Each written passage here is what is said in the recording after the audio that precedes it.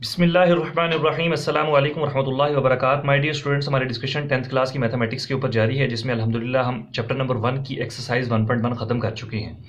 अब जो एक्सरसाइज 1.2 हमने सॉल्व करनी है, उसमें मैं आपको बता चुका हूं कि हमारे क्वाड्रेटिक इक्वेशन को सॉल्व करने के 3 मेथड्स हैं, जिसमें नंबर 1 मेथड था फैक्टराइजेशन, नंबर 2 मेथड था कंप्लीटिंग स्क्वायर, और अब जो हमने नेक्स्ट एक्सरसाइज में सीखना है वो है क्वाड्रेटिक फार्मूला, कि हम क्वाड्रेटिक इक्वेशन को क्वाड्रेटिक फार्मूला में वैल्यूज पुट करके भी सॉल्व कर सकते हैं। फैक्टराइजेशन हमने सीख लिया, कंप्लीटिंग स्क्वायर हमने सीख लिया। अब जो एक्सरसाइज 1.2 में जो फार्मूला यूज होना है ना, क्वाड्रेटिक फार्मूला, वो आज हम सबसे पहले ड्राइव करेंगे, क्योंकि ये जो क्वेश्चन जो मैं आपको आज करवाने लगा हूं, ये प्रूफ है क्वाड्रेटिक फार्मूला का, ये बड़ा इंपॉर्टेंट है। लॉन्ग क्वेश्चन में किस किस तरीके से आया, आपने जरा इसको तवज्जो से समझ लेना कि क्वेश्चन किस तरह से आ सकता है। पहला काम आ सकता है कि ax² plus bx plus c is equal to 0, और नीचे लिखा होगा solve by completing square method, number 1। Number 2 जी, ड्राइव द क्वाड्रेटिक फार्मूला, तो क्वाड्रेटिक फार्मूला ड्राइव करना पड़ेगा, ठीक हो गया जी। और तीसरे तरीके से इस तरह भी पूछा जा सकता है कि derive the quadratic formula by applying completing square method on standard form of quadratic equation। तो आपने एक चीज याद रखनी है, तीनों तरीके से जिस तरह भी पूछा जाए, एक बात आपके दिमाग में होनी चाहिए। वो बात क्या है कि जो क्वाड्रेटिक इक्वेशन की स्टैंडर्ड फॉर्म है ना, ax² plus bx plus c, इस पर कंप्लीटिंग स्क्वायर के जो 3 मेथड्स हैं जो कि हमने प्रीवियस लेक्चर्स में सीखे हैं, वो जो कंप्लीटिंग स्क्वायर के 3 स्टेप्स हैं जो मैंने आपको प्रीवियस लेक्चर्स में भी बताया था कि इधर अच्छे से समझ लेना ताकि हम क्वाड्रेटिक फार्मूला ड्राइव कर सकें। तो वो 3 स्टेप्स आपने इस क्वेश्चन पर अप्लाई करने, जैसे हम हमने पूरी एक्सरसाइज में जो हमने 10 के 10 पार्ट हमने कंप्लीटिंग स्क्वायर से किए हैं, उसमें हम 3 स्टेप्स अप्लाई करते थे। वो स्टेप्स क्या थे वो भी दोहरा लेते हैं कि नंबर 1 x² का कोएफिशिएंट पॉजिटिव 1 होना चाहिए, नंबर 2 कांस्टेंट टर्म को इक्वल के राइट साइड पे शिफ्ट करना है, नंबर 3 x का जो भी कोएफिशिएंट होगा उसको मल्टीप्लाई करेंगे 1/2 से, जो आंसर आएगा उसका स्क्वायर लेकर बोथ साइड्स पर ऐड कर देंगे।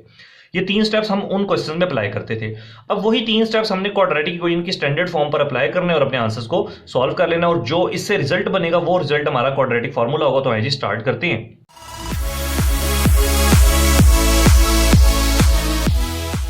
सबसे पहला काम जी, x² का कोएफिशिएंट 1 होना चाहिए। 1 होगा तो ठीक है, अदरवाइज हमें क्या करना पड़ेगा, 1 बनाना पड़ेगा। बनेगा कैसे, उसी नंबर से डिवाइड कर देंगे जो x² के साथ लिखा हुआ है। तो यहां पर क्या लिखेंगे, डिवाइडिंग बोथ साइड्स बाय ए से आपने बोथ साइड्स पर क्या कर देना है, डिवाइड कर देना। तो क्या आ जाएगा जी, ax² divided by a plus bx divided by a plus c over a is equals to 0।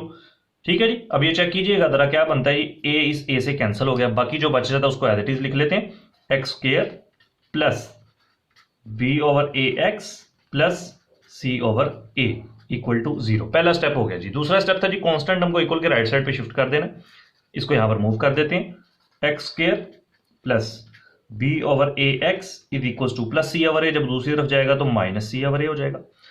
तीसरा स्टेप, जो भी x का कोएफिशिएंट है, x का कोएफिशिएंट देखें क्या है जी, b ओवर a, इसको मल्टीप्लाई करना है आपने 1/2 से, जो आंसर आएगा। अब देखें कटिंग नहीं होती, तो b को 1 से मल्टीप्लाई करेंगे, b और 2 को a से मल्टीप्लाई करेंगे तो 2a, जो आंसर आएगा उसका स्क्वायर लेकर बोथ साइड्स पर ऐड कर देना। तो यहां पर यही चीज मेंशन कर देते हैं, adding and squaring b over 2a on both sides. तो जब बोथ साइड्स पर ऐड करेंगे तो देखिएगा जी क्या बनेगा, x² plus b over ax plus b over 2a whole square is equals to minus c over a plus b over 2a का whole square. वही स्टेप्स हम इसमें अप्लाई कर रहे हैं जो कि अभी हमने एक्सरसाइज 1.1 के क्वेश्चन नंबर 3 के 10 स्टेप्स 10 पार्ट्स किए, वो इसी तरीके से थे।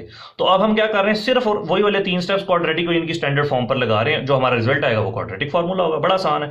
तो a² plus 2ab plus b², अब यहां पर आपको 2 नजर नहीं आ रहा होगा, लेकिन ये मैंने आपको बताया हुआ हमेशा फार्मूला कंप्लीट होगा। कौन सा, यहां से जो स्क्वायर वाली टर्म होगी वो, यहां से जो स्क्वायर वाली टर्म होगी वो, और साइन हमेशा दोनों के सेंटर वाला ये वाला साइन आ जाएगा, और ये होल स्क्वायर। अगर आप इस पर होल स्क्वायर का फार्मूला ओपन करेंगे तो यही चीज बन जाएगी, मैं करके भी दिखा चुका हूं आपको बड़ी दफा। Minus c over a plus, इस पर फार्मूला ओपन करते हैं, b का square b² divided by 2a का स्क्वायर 4a स्क्वायर हो जाएगा। ठीक है, क्योंकि पूरी ब्रैकेट के ऊपर स्क्वायर था।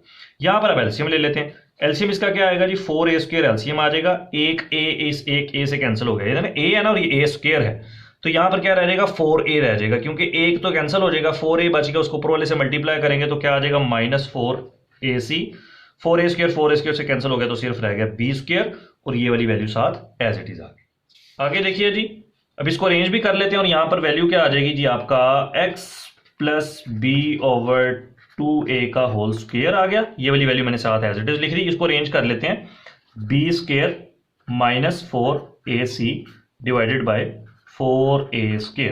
उसके बाद क्या करेंगे जी, हमने x की वैल्यूज फाइंड करनी है taking square root on both sides. तो यहां पर ये चीज मेंशन कर देंगे, taking square root on both side. जब आप बोथ साइड पर स्क्वायर रूट लेंगे तो क्या प्यारे बच्चों बनेगा आपका x plus b over 2a का whole square is equal to square root of b square minus 4ac divided by 4a²।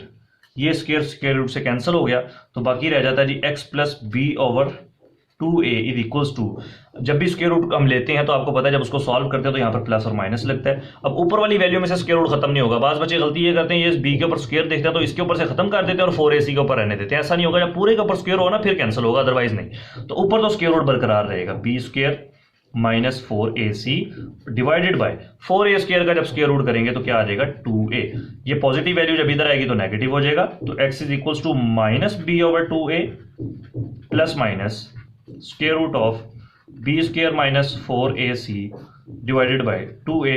अब इन दोनों का आप एलसीएम ले लेंगे तो आपके पास रिजल्ट आ जाएगा 2a, डिनोमिनेटर सेम हो तो numerator as it is minus b plus minus square root of b square minus 4ac is equals to x।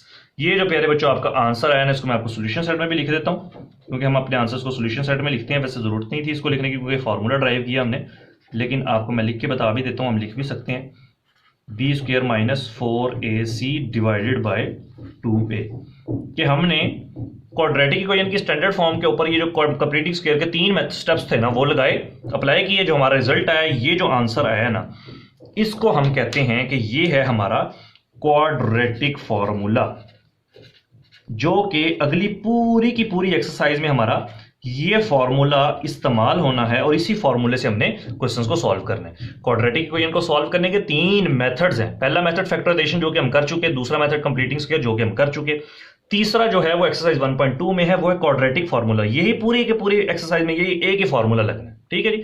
तो क्वाड्रेटिक फॉर्मूला ड्राइव कैसे होता है, क्वाड्रेटिक इक्वेशन की स्टैंडर्ड फॉर्म के ऊपर कंप्लीटिंग स्क्वायर के 3 स्टेप्स, वो जो हमने एक्सरसाइज 1.1 का क्वेश्चन नंबर 3 जिस मेथड से किया ना, सेम वही वाले मेथड्स हमने इस इक्वेशन पर लगा दिए जो कि क्वाड्रेटिक इक्वेशन की स्टैंडर्ड फॉर्म थी।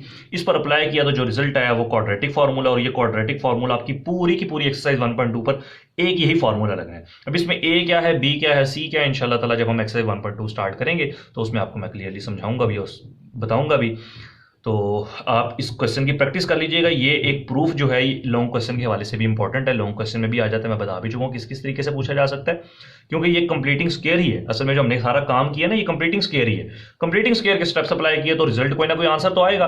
तो जो स्टैंडर्ड फॉर्म पर कंप्लीटिंग स्क्वायर लगाते हैं ना, तो जो रिजल्ट आता है वो आपका क्वाड्रेटिक फॉर्मूला होता है। तो इंशाल्लाह ताला बहुत जल्द हम एक्सरसाइज 1.2 का आगाज भी करेंगे। तब तक के लिए इजाजत दीजिए, दुआ में याद रखिए, अपना बहुत सारा ख्याल रखिएगा।